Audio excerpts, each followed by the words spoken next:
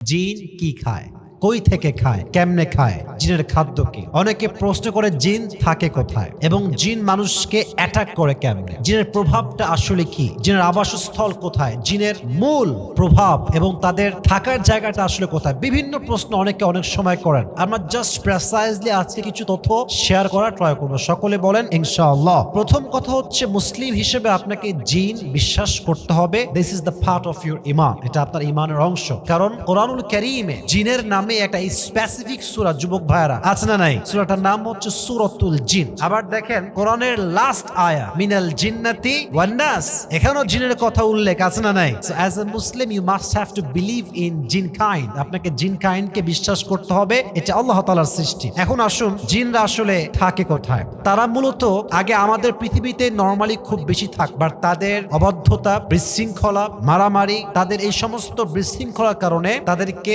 দ্বীপ, জঙ্গল এই দিকে পাঠিয়ে দেওয়া হয়েছে। বেশিরভাগ জিন বসবাস করে দ্বীপে, জঙ্গলে, সমুদ্রের অতল গহ্বরে, গভীর পানির নিচে তারা বসবাস করে। এখন আসুন, এই জিনকে আল্লাহ তাআলা কি দিয়ে সৃষ্টি করেছেন? কোরআনে আসছে, ওয়াল জান্না খলাকনাহু মিন ক্বাবলু মিন নারিস সামুম, আল্লাহ তাআলা জিনকে সৃষ্টি করেছেন খাঁটি আগুন থেকে। মানুষ তৈরি মাটির দ্বারা, জিন তৈরি কিসের দ্বারা? আরে ভাই বলেন আপনারা সবাই, মানুষ তৈরি মাটির দ্বারা, জিন তৈরি কিসের দ্বারা? আগুনের দ্বারা। আচ্ছা, একটা বিষয় আপনারা অনেকে জানেন হয়তো বা, আবার দেখা যাচ্ছে যে যারা আমরা পড়ি না, আমরা জানি না বিষয়টা, সেটা হচ্ছে এই জিনের উপরে কিন্তু নেকড়ে বাঘের প্রভাব আছে। নেকড়ে বাঘ যদি জিনের দিকে একবার চোখ মেলে তাকায়, জিন ওখান থেকে আর নড়তে পারে না। অনেক ওলামা একরাম তাদের কিতাবে এই কথা এনেছেন যে আল্লাহ তাআলা নেকড়ে বাঘকে এমন এক শক্তি দিয়েছেন, যখন নেকড়ে বাঘ জিনের দিকে তাকায়, জিন তখন আর নড়তে চড়তে পারে না। ইভেন নেকড়ে বাঘ তাকে তখনই সেই মুহূর্তে চাইলে আক্রমণ করতে পারে, তাকে সে আঘাত করতে পারে। একটা ঘটনা আমি পড়েছিলাম এবং এটা প্রায় ওলামা একরাম তাদের কিতাবে নিয়ে আসছেন, এবং আমি এই ঘটনাটা প্রায় শুনেছি অনেকের কাছ থেকে, যে একজন মহিলা তাকে প্রায় জিনে ধরতো, প্রায় জিনের সমস্যা করতো। তো একদিন সে জঙ্গলে গিয়েছে ছাগল চড়াবার জন্য। তো সে দেখতে পাচ্ছে হঠাৎ একটি নেকড়ে বাঘ তার সামনে দাঁড়িয়ে আছে, বাট মহিলা দেখছে যে নেকড়ে বাঘের যে দৃষ্টি, এটা তার দিকে নাই, অন্য একটা অদৃশ্যের দিকে সে তাকিয়ে আছে খুব কড়া চোখে, এবং ঠাস করে সে নেকড়ে বাঘ দৌড় দিয়ে গিয়ে এক অদৃশ্যের উপরে হামলা করছে, এবং কি যেন সে চাবিয়ে খাচ্ছে, বাট কিছু দেখা যাচ্ছে না। তো মহিলা বললেন যে আমি যখন বাসার দিকে ব্যাক করছিলাম, দেখলাম ঠিক ওই জায়গাতে কিছু হাড্ডি পড়ে আছে। এর মানে হচ্ছে এইটা, নেকড়ে বাঘকে আল্লাহ তাআলা এমন একটি শক্তি দিয়েছেন, সে চাইলে জিনকে বশীভূত করতে পারে। সে জিনের দিকে তাকালে জিন আর ডান বাম করে নড়তে পারে না।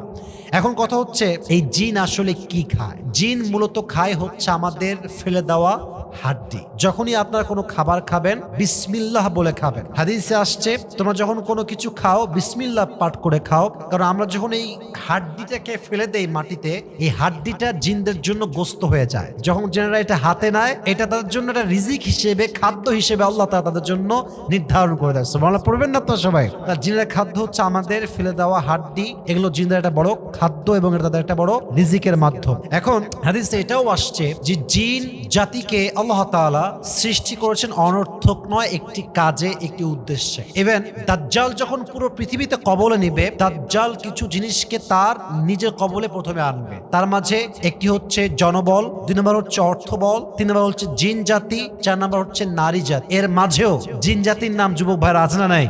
তাহলে জিন জাতি অনেক গুরুত্বপূর্ণ একটি বিষয় আমাদের বিশ্বাসের ক্ষেত্রে, ইমানের ক্ষেত্রে। এটা আল্লাহ তাআলার সৃষ্টি, এটাকে অস্বীকার করা যায় না। তারা দ্বীপে থাকে, জঙ্গলে থাকে, বিভিন্ন যেগুলো জঙ্গল, ঝাড় ঝোপ ঝাপটা, যেখানে দেখবেন যে বাঁশ টাস রাখা আছে, খুবই জঙ্গল, পুরাতন জায়গা, এরকম জায়গায় প্রায় সময় জিনেরা বসবাস করে। জিনদের খাবার হচ্ছে হাড্ডি, এজন্য এই জিনদের হাড্ডি খাবারকে আপনারা নষ্ট করবেন না, এখানে পেশাব করবেন না, এটা দিয়ে কুলুক করবেন না, অপবিত্র করবেন না। যখনই খাবার খাবেন বিসমিল্লাহ বলে খাবেন, এবং কখনো জিনদের খাবারে নষ্ট করার মতো কোনো কাজ করা যাবে না। আল্লাহ তাআলা আমাদের সবাইকে মানা, বোঝা এবং আমল করার তৌফিক দান করুন। সকলেই পড়া আমিন।